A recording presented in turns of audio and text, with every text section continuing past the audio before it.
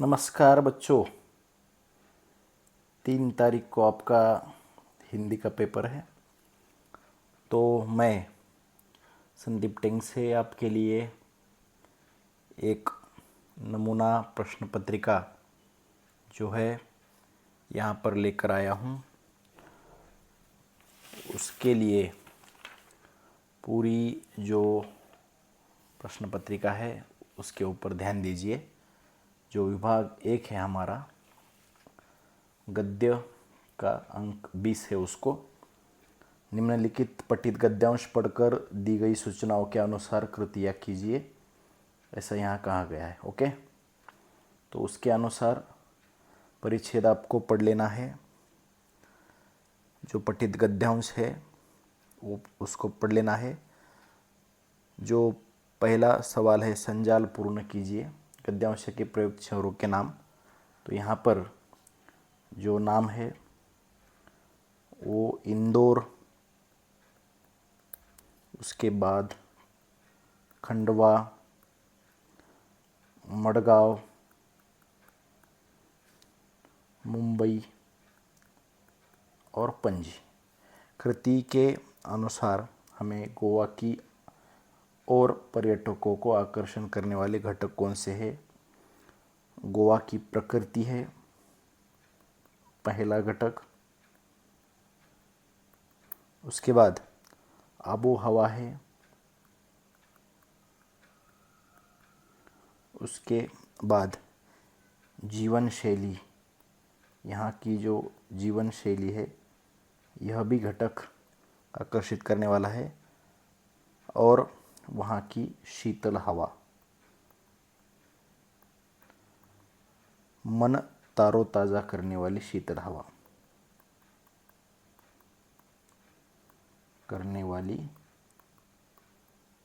हवा, हम उसको कह सकते हैं। उसके बाद का जो सवाल है, निम्नलिखित शब्दों के लिए गद्यांश में प्रयुक्त विलोम शब्द ढूंढकर लिखिए। विलोम जो शब्द है उसको हमें ढूंढकर लिखना है। अनौपचारिक में, अनौपचारिक को हम औपचारिक बोल सकते हैं। छाँव की जगह हम धूप, उसका जवाब दे सकते हैं। और दूसरा सवाल है, गद्यांश से अंग्रेजी शब्द ढूंढकर लिखना है। रिसार्ट जिसे हम कहेंगे, और दूसरा है स्यूट। पर्यटन ज्ञान वृद्धि का साधन 25 से 30 शब्दों में पूरे विचार हमें लिखने हैं। ये उत्तर जो है आपके मन के अनुसार लिखना है, मत के अनुसार वहाँ पर लिखना है। इसी तरह आपको यहाँ पर पूरे 8 अंक होते हैं। ठीक उसी तरह दूसरा पठित गद्यांश भी यहाँ पर दिया गया है। संपत्ति के स्वामित्व में शरीर श्रम करने वालों का स्थान से मुनाफे की कोई मर्यादा नहीं, अच्छे से पढ़ लेना है। ठीक उसी तरह संजाल पूर्ण कीजिए।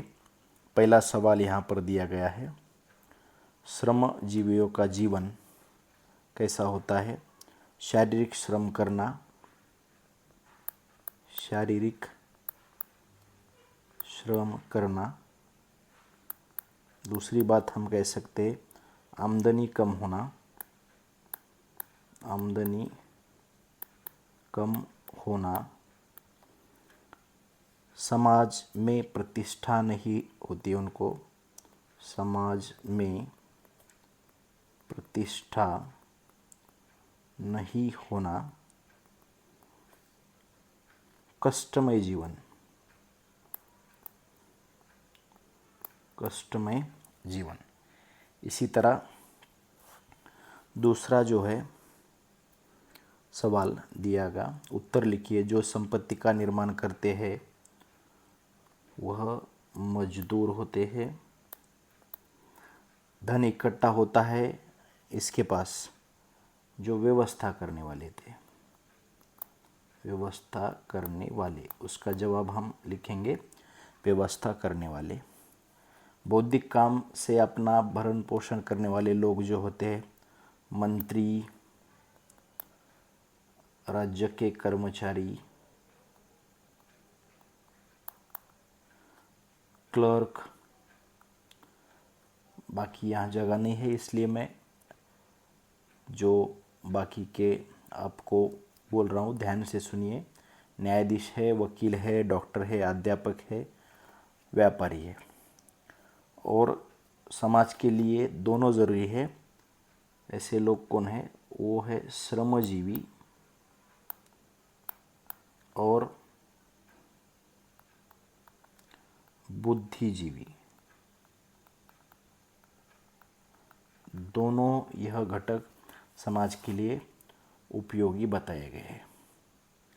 गद्यांश में आए शब्द युग्म ढूंढकर लिखिए। शब्द युग्म यानी कि दोनों शब्दों का आपस में जिनका मेल है। जैसे कि हम कह सकते हैं लेन देन, राजकाज। दूसरा यहाँ पर लिखता हूँ राजकाज। उसके बाद विरुद्धार्थी शब्द लिखना है हमें। धनवान का होता है निर्धन, दुर्भाग्य का होता है सौभाग्य।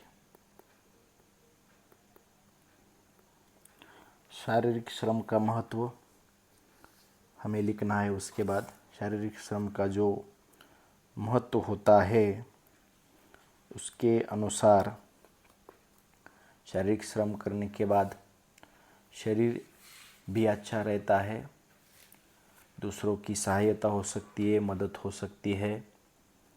और शारीरिक श्रम जो होता है, श्रम में भगवान बसे होते हैं ऐसा कहा जाता है। बहुत सारे ऐसे तुम आपके अनुसार बता सकते हो। उसके बाद 4 मार्क का क्वेश्चन है। निम्नलिखित अपठित गद्यांश जो है उनको देखकर हमें सवाल के जवाब देने हैं। कमरे का किराया जो है, आप जब ये अपठित गद्यांश पढ़ेंगे तो आपको पता चल जाएगा। 3 पाउंड और प्रति सप्ताह। लेखक इनके प्रति कृतज्ञ है। तो किनके प्रति कृतज्ञ है? अतीत में जिन लोगों ने लेखक की मदद की। यहाँ लिखता हूँ मैं, जगह ना होने के बावजूद अतीत में जिन लोगों ने लेखक की मदद की। भविष्य में जो लोग उनकी मदद करेंगे।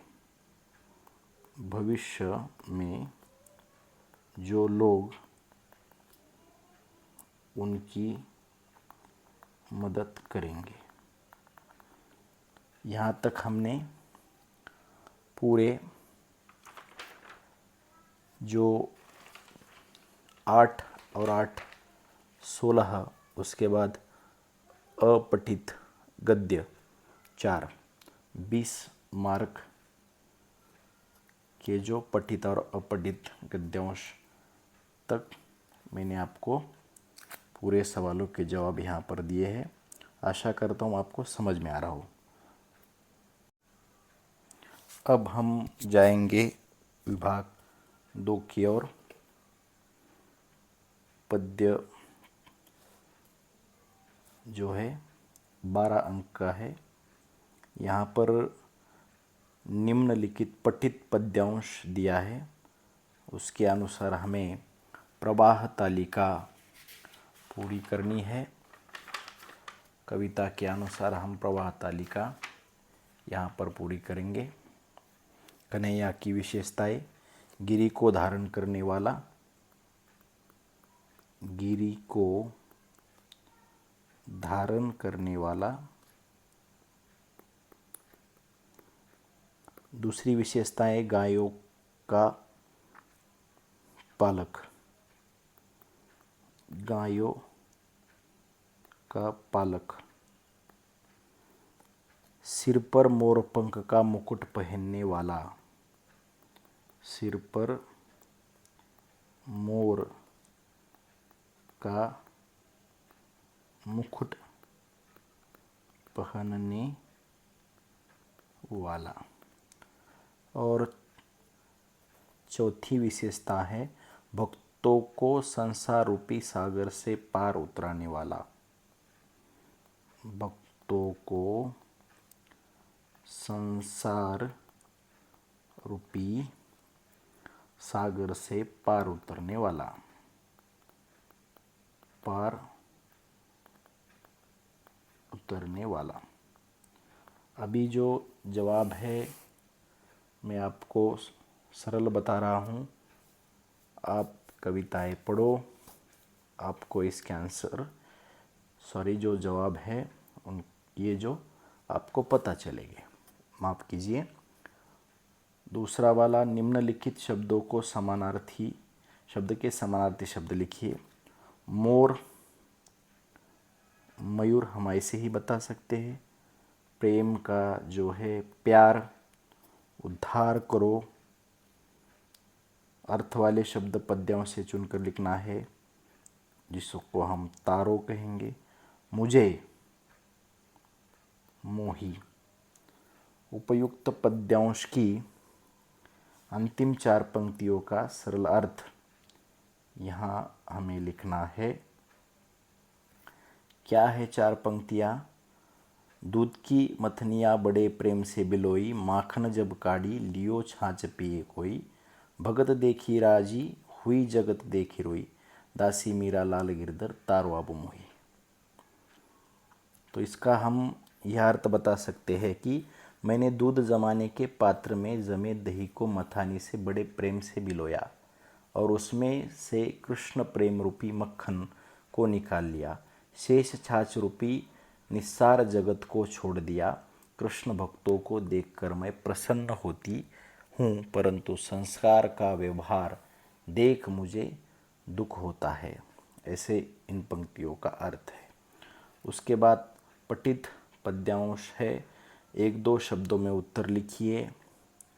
अपनी गंध न बेचने वाला, जिसे हम फूल कहते हैं, यह हम सरल बता सकते हैं।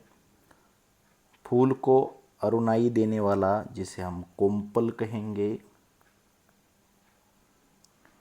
फूल को गोद में खिलाने वाली, जिसे हम डाली कहेंगे। और चौकी देकर फूल की जान बचाने वाला, जिसे हम कांटे कहेंगे। निम्नलिखित शब्दों के लिंग पहचान कर लिखिए। सौगंध जो है वो स्त्रीलिंग है। फागुन जो है वो पुल्लिंग है। निम्नलिखित शब्दों के वचन परिवर्तन करके लिखिए। पंखुरिया को हम पंखुरी कह सकते हैं। रिश्ता जो है तो उसे हम रिश्ते कह सकते हैं। उपयुक्त पद्यांश की क्रमशः किन्हीं 4 पंक्तियों का सरल अर्थ लिखिए। किन्हीं भी 4 का लिखना है। हम यहाँ पर 4 पंक्तियों का लिखेंगे। पहले जो 4 पंक्तियाँ हैं। फूल कहता है कि पौधे जिस डाल से उसे अपनी गोद को खिलाया था, जिन कोपलों में उसे ललिमा प्रदान की थी और जिन काठों ने लक्ष्मण जी की तरह पहरा देकर उसे तोड़े जाने से बचाया था, उन्हें वहाँ सभी भूल नहीं सकता। यहाँ पर हम यह 4 पंक्तियों का सरल अर्थ बता चुके हैं आपको। उसके बाद पूरक पठन का क्वेश्चन आता है, सवाल आता है। 8 अंक का सवाल है। यहाँ आकृति के लिए कुछ मनुष्य में दिखाई गई देने वाले पशु, जो बाघ है, भेड़िए जो है, हम अक्सर मनुष्य में दिखने वाले ये जो होते हैं पशु, तितली जो है। आत्मचिंतन के लाभ, इस विषय पर हमें 25-30 शब्दों में लिखना है। आत्मचिंतन आपके अनुसार उसका आप जवाब लिख सकते हैं। आत्मचिंतन क्यों ज़रूरी होता है, उसके क्या फायदे हैं, क्या नुकसान हो सकता है।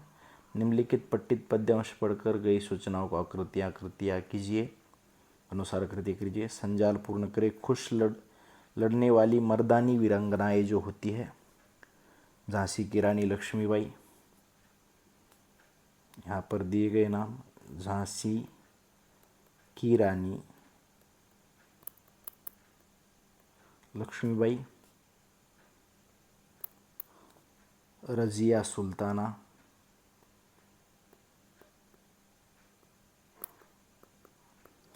दुर्गावती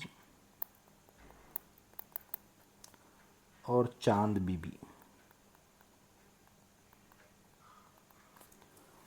ये इसके जवाब है। उसके बाद भाषा अध्ययन, नारी सम्मान के बारे में अपने विचार 25-30 शब्दों में लिखिए। नारी सम्मान हमें करना चाहिए। हमारी माँ, हमारी बहन नारी होती है।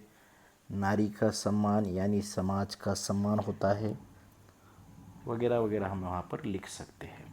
भाषा अध्ययन में व्याकरण का जो भाग होता है, निम्नलिखित वाक्यों में अधोरेखित शब्द का शब्द भेद पहचान कर लिखिए। यहाँ पर थोड़ा जो है वो विशेषण है, जिसे हम विशेषण कहेंगे। निम्नलिखित अवयवों में से किसी एक अवयव का अर्थपूर्ण वाक्य में प्रयोग कीजिए। और आज जनता और शासन को एक साथ कार्य करना जरूरी है। जनता और शासन को एक साथ कार्य करना चाहिए। ओह ओह कितना बड़ा सांप है, कितना बड़ा सांप है, हम ऐसा बोल सकते हैं। संधि, अति, आचार, यहाँ पर अत्याचार हम बोल सकते हैं। संधि का भेद होता है स्वर संधि। निर्जीव को हम नि जीव ऐसा लिखते हैं, यह विसर्ग संधि है।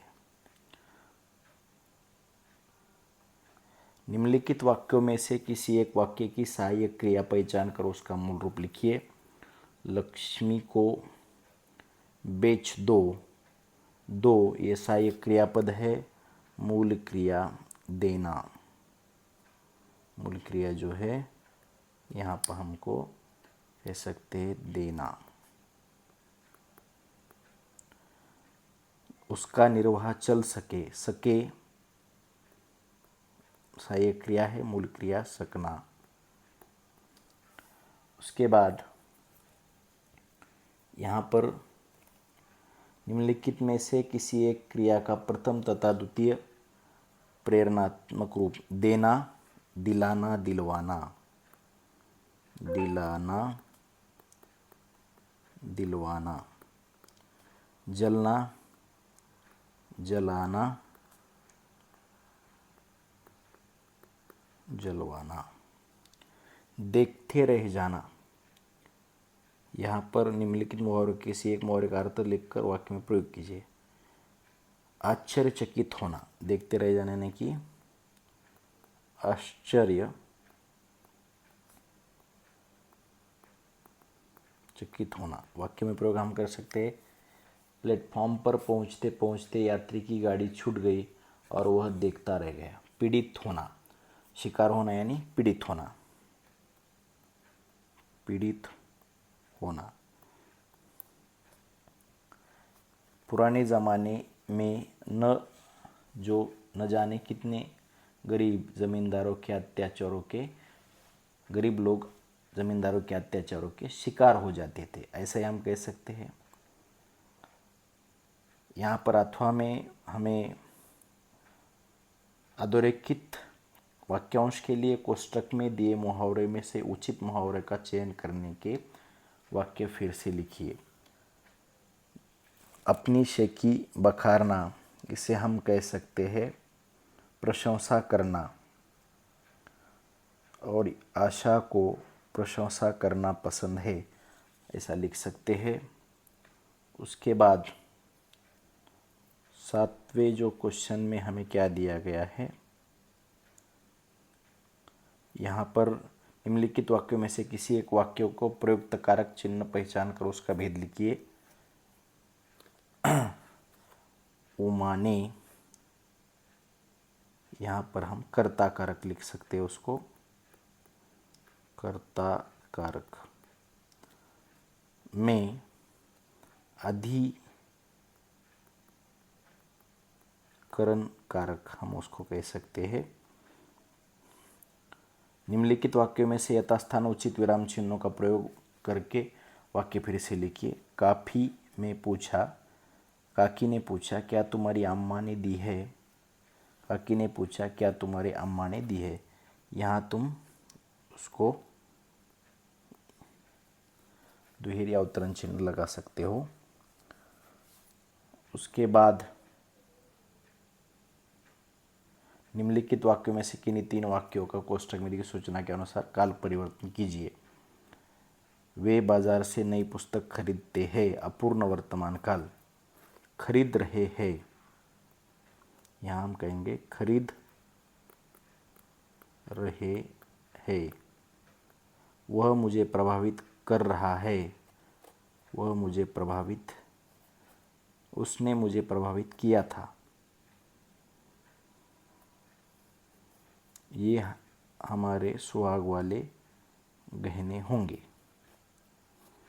तो यहाँ पर वह मुझे प्रभावित करेगा और वे सुहाग वाले गहने होते थे, हम यहाँ ऐसा कह सकते हैं।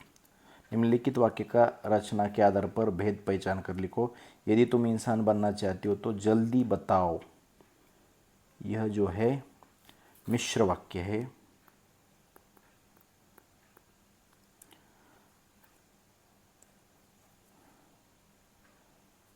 निम्नलिखित वाक्यों में से एक वाक्य का अर्थ आधार पर सूचना के अनुसार प्रदान कीजिए।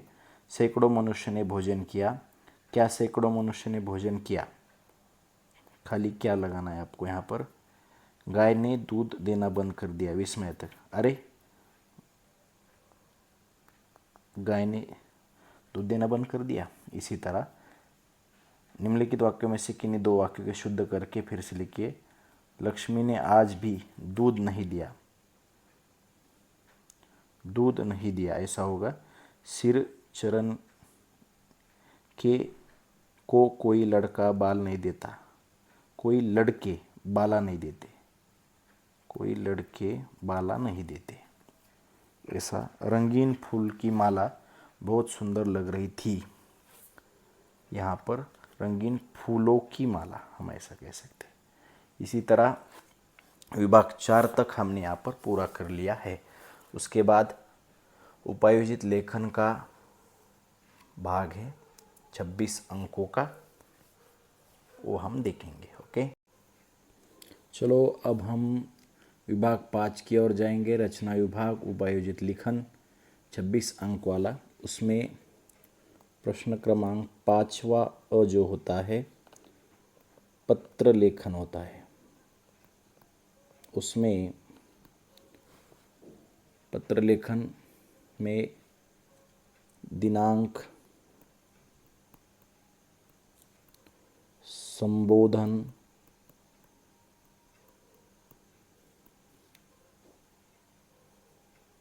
ईमेल आईडी,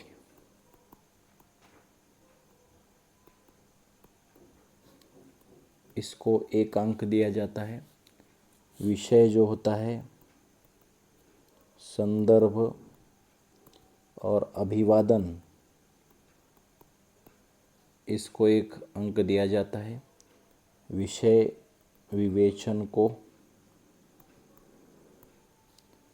2 अंक दिए जाते हैं और प्रेषक जो होता है उसके हस्ताक्षर, नाम, पता, ईमेल आईडी जो भी है उसके लिए एक अंक दिया जाता है। इसी तरह 5 अंक होते हैं। यहाँ पर आपको एक पत्र का नमूना दिया गया है, उसको आप अच्छी तरह पढ़ो। गद्याकलन के जो नमूने हैं उसमें हमें प्रश्न तैयार करने होते हैं। एक प्रश्न को 1 अंक, इसी तरह 4 प्रश्न तैयार किए गए हैं। यहाँ पर एक आपको प्रश्न दिया है, उसको अच्छी तरह पढ़ो। उसके बाद 70 से 80 शब्दों में वृत्तांत लेखन होता है। वृत्तांत लेखन में विषयानुरूप अभिव्यक्ति जो आदि के लिए 2 गुण होते, अंक होते। प्रभावी भाषा, रोचक, इसके लिए 2 अंक होते हैं और समापन आदि जो होता है उसके लिए 1 अंक। इसी तरह वृत्तांत लेखन हम लिख सकते हैं। कहानी का एक प्रश्न यहाँ पर दिया है। कहानी के लिए जो शीर्षक होता है, शीर्षक के लिए 1 अंक होते हैं। प्रभावी विषय प्रस्तुति है आपकी आदि की, उसके लिए 2 अंक होते हैं। और मुहावरे, भाषा शैली, ये भी इसमें आ जाता है। और सीख जो होती है उसके लिए 1 अंक दिया जाता है। उसके बाद जो सवाल है विज्ञापन लेखन, यहाँ पर हमें एक सवाल यहाँ पर मैंने दिया है, वो आप देख सकते हो। विज्ञापन लेखन में यहाँ पर हम वृत्तांत लेखन जैसे ही उसको 2 और 1 इसी तरह अंक होते हैं। उसमें विषयानुरूप अभिव्यक्ति होती है, रोचक, सहज तथा प्रभावी भाषा होती है और समापन। और निबंध लेखन हमें 7 अंक का होता है। सबसे ज़्यादा अंक वाला प्रश्न निबंध लेखन। यहाँ पर एक प्रश्न मैंने दिया है, उसको अच्छी तरह पढ़ लीजिए, आपको समझ में आ जाएगा। आकर्षक प्रारंभ और प्रस्तावना जो होती है निबंध में, आकर्षक प्रारंभ और प्रस्तावना के लिए 1 अंक होता है। विषय विस्तृति जो होती है उसके लिए 2 अंक है।